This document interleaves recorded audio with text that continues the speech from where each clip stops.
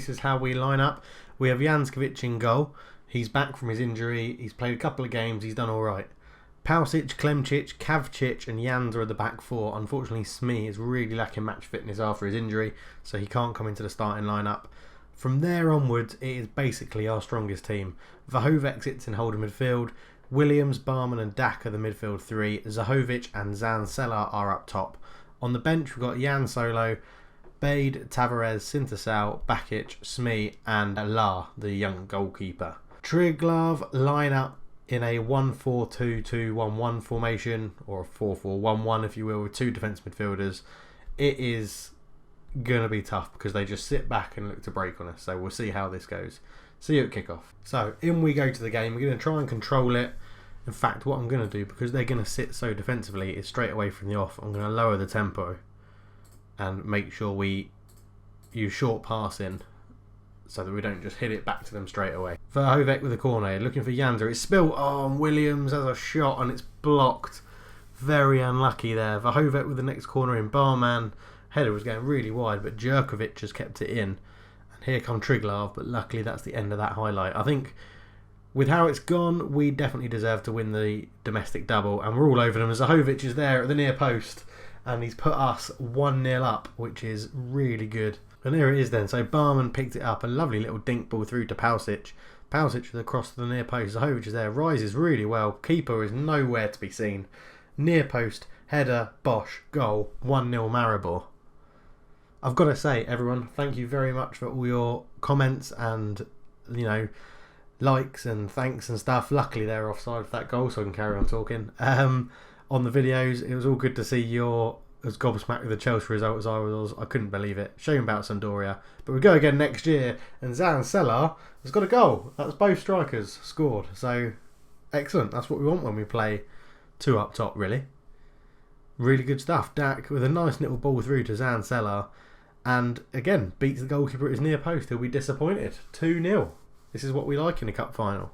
As we tick down into the end of the first half, we've been playing really, really well. Got a question of the day. What has been your biggest ever win in a cup final?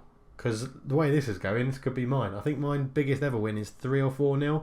I think with Chesterfield, when I won the FA Cup with Chesterfield.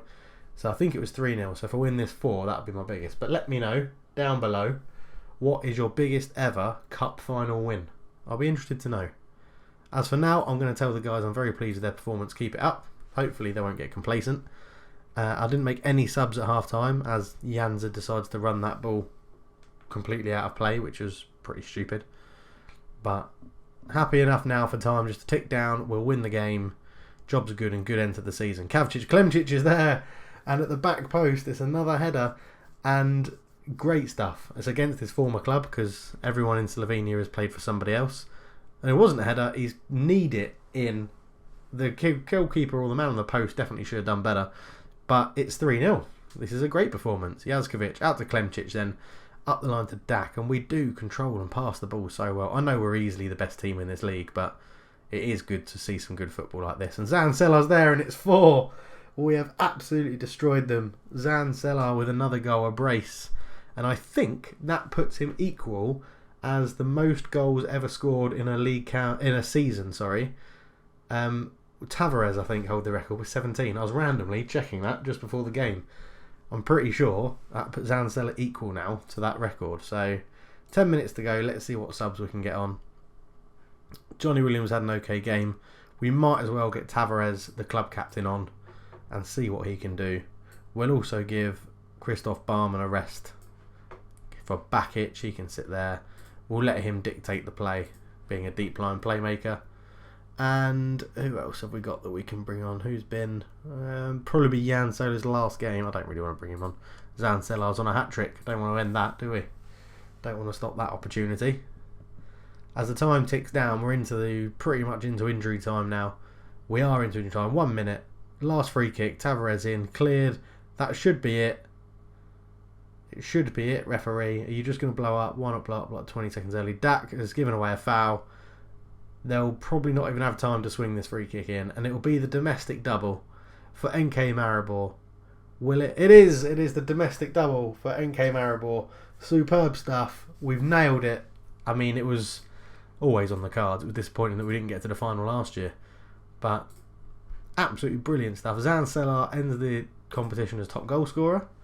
We celebrate a famous treble, apparently, so we've won all the competitions that we can in Slovenia, but we'll go through that in a second at the end of season review. I'm going to go through all of this news, and then I'll be back in a minute, but to you it would seem like this.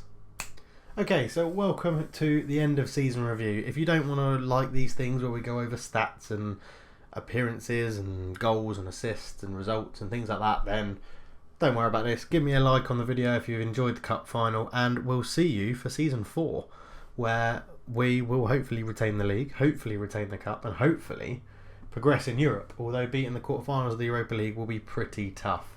But if you're not interested in the end of season review, thank you very much for watching. If you are interested in the end of season review, let's take a look at some player stats. So appearances wise, Tilin Klemčić played 50 appearances for us this season, which was very impressive. 49 starting appearances and 1 as a sub. He only scored 1 goal, but he did get 4 assists.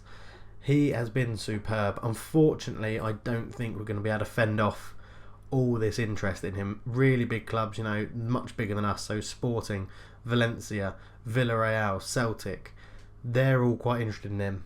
And he's got this 10 million release clause. They're obviously never going to pay that. I think if someone offers me 5-6 million, I think I'll let him go, which will be a shame, but you know, we bought him for 1.5 and he has been superb.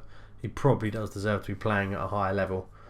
But yeah, after him, Jazkovic, 47 appearances. If it wasn't for his injury, he would have been a complete ever-present thing. No goals this year, no assists, but again, he's been very good when called upon. We bought him for 170k, now worth 500. Progressing nicely, going to hit his potential. Hoping we can keep hold of him. Again, he's another one. He's got clubs interested in him. Rapid Vienna seem to just be interested in all my players, which is really annoying. But it's these minor interest clubs. If Sunderland, Lens and Bologna all start bidding for him, that's when I think I'm going to be in trouble. Again, 5 million release clause. I'll definitely have to let him go for 5 million. Smee, 44 appearances, or 45 appearances, 6 goals, 1 assist. Another player who's wanted. Rapid Vienna want him. He's moaned to me already that he wants to go, so we'll have to see. Next up was a new signing. Always good when a new signing settles in well. Christoph Barman, 45 appearances, 13 goals, 5 assists. A really, really good season from Christopher. He has settled in really well. According to we got him on a free transfer, worth 1.1. He's, nothing else to say than he's settled in really well. I've been really impressed with him. He'll be around next year as well. The left back, Eric Janza, another player that's wanted. Granada and Krasnodar want him. He is not unhappy though. He's more than happy to stay here. 39 starting appearances, 3 substitute appearances. No goals for the left back, but 11 assists, which is absolutely superb. Following the name, I'm not going to go through them all. So we've got Vahovec, Pausic and Sintasau. Got to complete the top 7 or 8, I think that is. But if we look at goals, top goal scorer Zancelar gets 17 this year. 28 starting appearances, 7 as a sub. He's going to be superb. Again, lots of interest in him. SV Reed, Thanozenlaki, Bromby and Metz. I'm pretty sure we'll be able to fend that off. We are one of his favourite clubs as a player, so we should be able to fend off interest in him. Weirdly, Sintasau, 33 appearances as a starting, so 43 appearances in total, 29 goals he's contributed towards, so 14 he scored himself, 15 he's assisted, 7.2 average rating, which is insanely good for a guy that doesn't even like to play as an inside forward. I play him this side as an inside forward, doesn't even like it, but he's done really well. Might look to cash in on him, which I know is controversial. Slightly tending that I think next year I might move towards a formation which is narrower and plays 3 central midfielders, similar to what we played in the cup final. But we'll have to wait and see how that works out. And then Franco Lopez, who's actually missed the majority of the season with a broken leg, scored 11 goals in 15 starts, 10 sub appearances. He also got 6 assists. It was an easy decision to say that we'll have him again next year on loan. So a bid has been made there. Tavares, he's ageing, his stars are going down, his stats are going down, but the club captain, still 20 goals he contributed towards, 11 he scored, 9 assists in, 36 games. He has been really well and his age didn't really show. That's the top 5. Again, I'm not going to go through all of them. You can see it there. Have a pause if you want to look at everybody's. But yeah, really good. Assist-wise, Sinter-Sal's at the top of the list. Both the main starting fullbacks have got 11 each, so Pausic and Janza are there. Tavares on 9, Savic on 8. It's been, I mean, if you look at everybody from there up, got at least 2 assists. That is crazy how we spread the assists out. I mean, we play passing football. It's obvious to see that as well. So there's a lot of movement, a lot of passing. It's really, really good. But on to the big one. Average rating. Dennis Schmee, I really don't want to sell him. And that is why. 7.43 average rating from 44 appearances. It's just ludicrous. It is crazy to be that good in 44, 45 appearances. Again, Triglav, the backup left back, is really good when he's been called upon. He's only played 20 games this year, but he's been awesome. Pausic at right back, Janza the other left back. It's just, I mean, we've won the league at Cantor, so obviously everyone's going to have really high average ratings.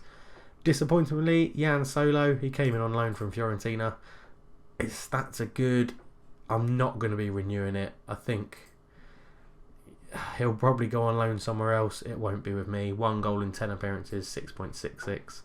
Not very good. You could argue I didn't really give him a chance with only most of his appearances coming as a sub. But yeah, not good enough. Valen Amedi, someone I maybe looked to shift on as well. Didn't get that much game time. Gael Primek's a youngster. Marko Bakic was a new signing. He'll definitely get more play next season. Milos La, the young goalkeeper, came in with 13 appearances, averaging 6.85, which as a goalkeeper is very good. Is fine in Football Manager. They're always harshly judged. So that's the team, the player stats. Sorry. If we quickly go and look at the club, we'll look at the history. So Luka Jankovic has had 20 shutouts this season. He's 5 behind Handanovic for the record, so he won't be getting that this year. But the top league goal scorer, Sinter-Sal, currently holds the record with a league 7 of 13. Barman has struck 11 times this campaign.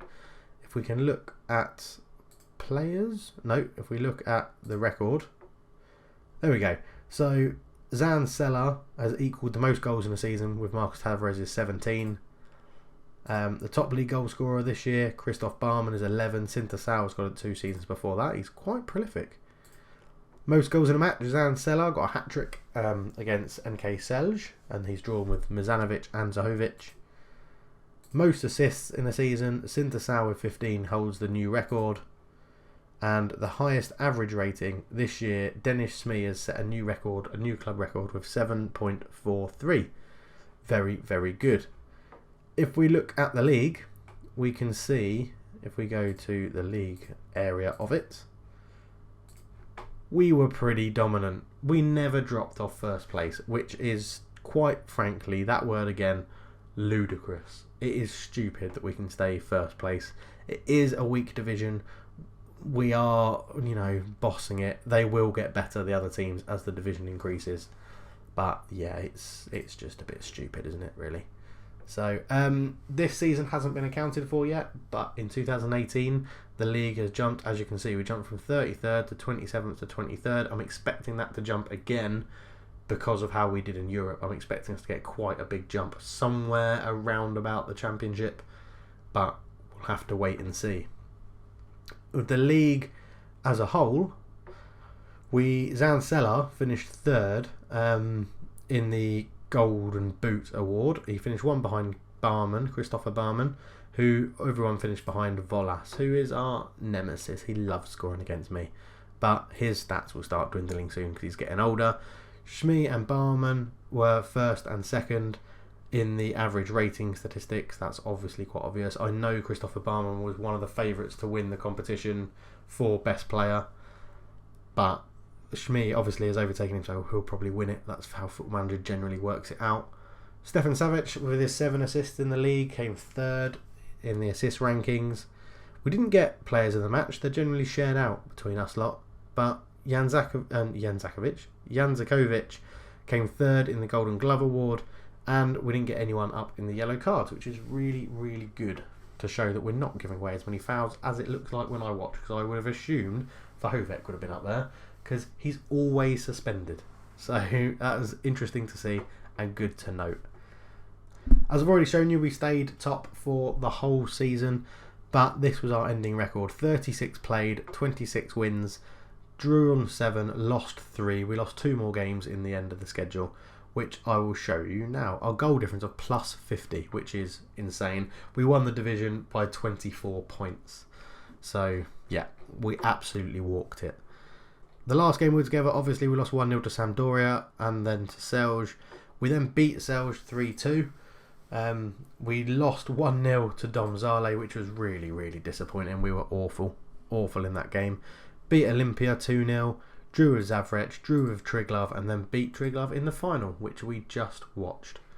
It was an amazing season. An amazing, amazing season. If we look at all those greens and yellows on there, you can count the red on one hand, I think. 1, 2, 3, 4, 5, 6. Okay, 7.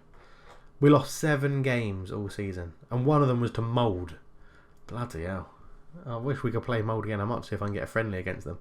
7 games we lost all season. That is an incredible achievement. I'm really, really proud of the team, myself, you guys for watching, everything. It's been really good. If we look at the finances, we've only got 6 million in the bank at the moment. That is because the board have just said they're going to invest 3 million in upgrading the youth facilities again, which is really, really good.